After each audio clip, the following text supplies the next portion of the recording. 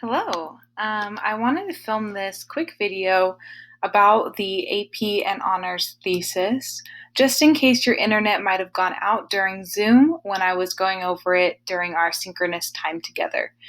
So even if you were together with us, hopefully you can look back at this video for any tips and tricks on how to do the AP and honors thesis. So this is the structure, this is the format that I'm asking you to use. I've color coded it, hopefully to help out just a little bit. We see that it starts off with the word although.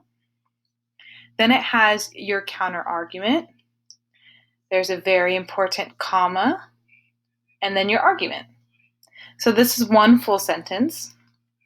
Then your second sentence of your thesis starts off with for example, and has three different reasons that supports your argument.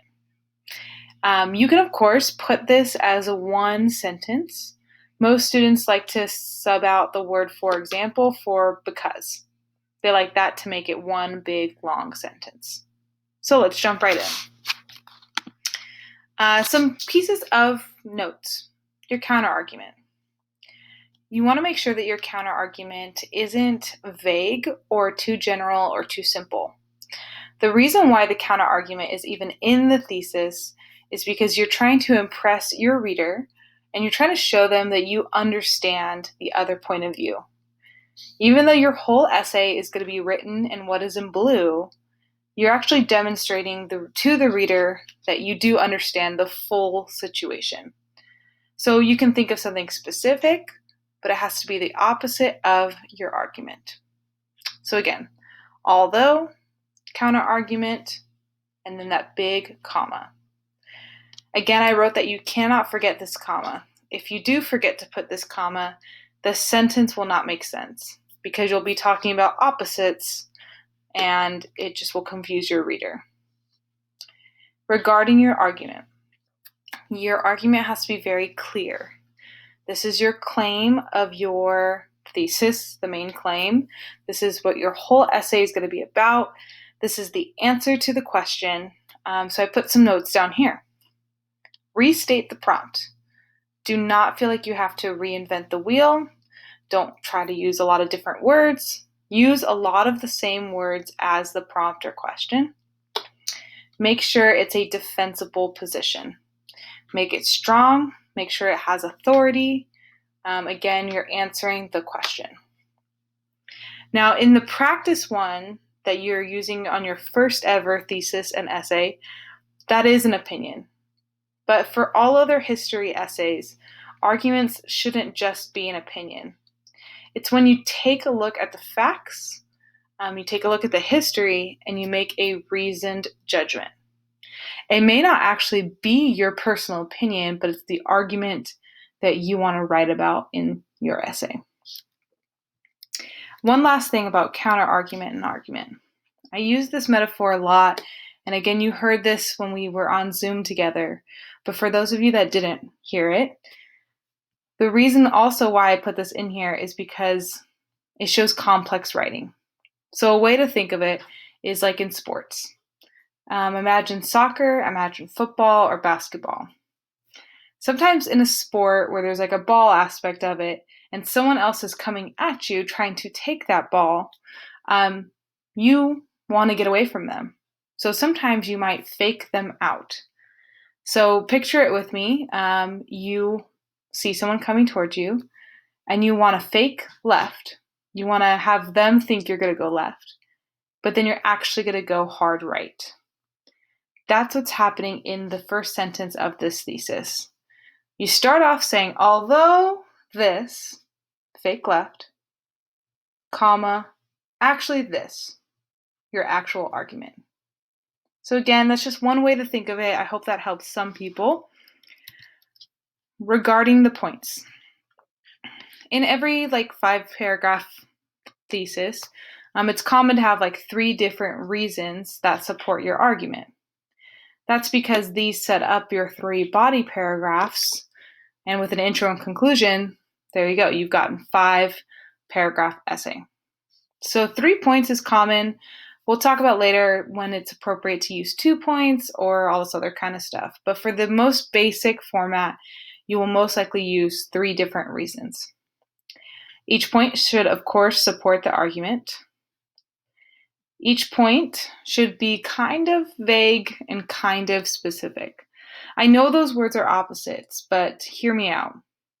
I like to call them categories because you're kind of creating a reason, you're creating a category that you're going to expand upon in the body paragraphs. Some students who are way too specific here, they limit themselves of what they can write about in their body paragraph. And then students that are too vague, the reader doesn't really know what they're arguing or what they're supporting is. So the idea here is to find a healthy middle ground between 3 reasons, 3 points, 3 categories that are kind of vague and kind of specific.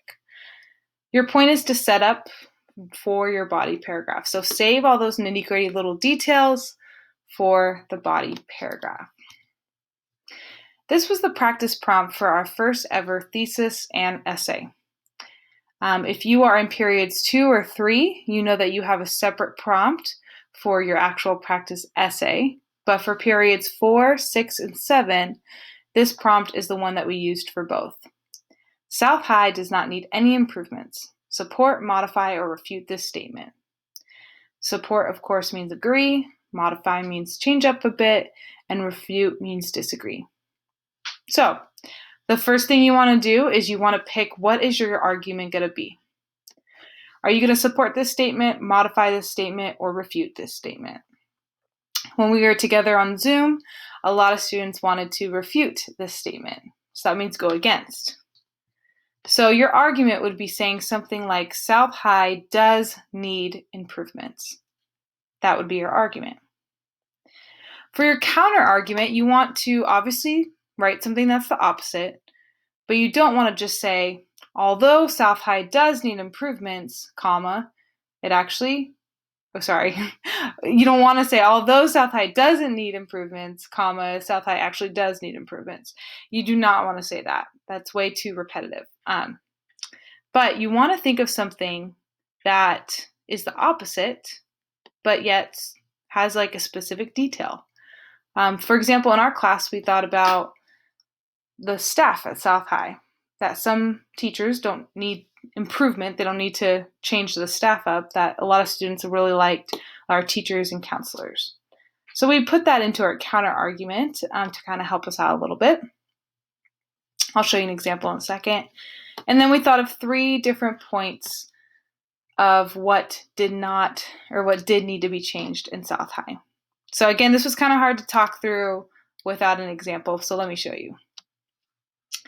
So this is one example from one class, and I hope that it makes sense. Although South High School offers a variety of interesting classes, positives, there is still a need for drastic improvements, the opposite. So it kind of starts off positive and goes negative. This person is clearly refuting the prompt. So there's a need for drastic improvements. For example, the bathrooms can increase in cleanliness, more sports funding is required, and tutoring services should be more available. Again, this is just a sample. Please don't steal this exact thing word for word, but take it as a way to craft your own thesis. Have a counter argument that isn't way too long, but that has a specific detail. Make sure your argument uses words from the prompt and is very clear.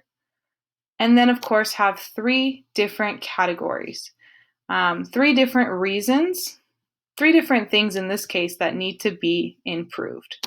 And you will, of course, go into more detail in your outline and in your essay. This one we talked about in class about what was wrong with this one. Although South High is good, South High does need improvements. For example, the food is terrible, the school has bad colors, we'd be better off with red and black, and some students are way too loud for me to even have a good time at lunch. Briefly, we talked about how the counter-argument is way too simple, way too vague. We talked about how the argument actually is an argument, but it's kind of missing some oomph. It's missing some authority. It's missing some, like an adjective. It needs a vast amount of improvements. It needs drastic improvements.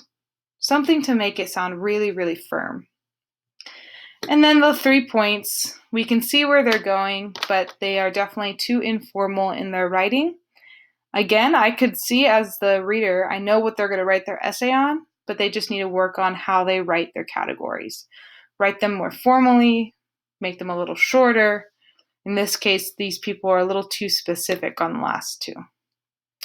So with that, I know that was kind of quick. Feel free to email me on Canvas or whichever way you want if you need any support on writing an AP and honors thesis. But this is mainly for those who missed out because your internet was going out. So hopefully that helped. That's it.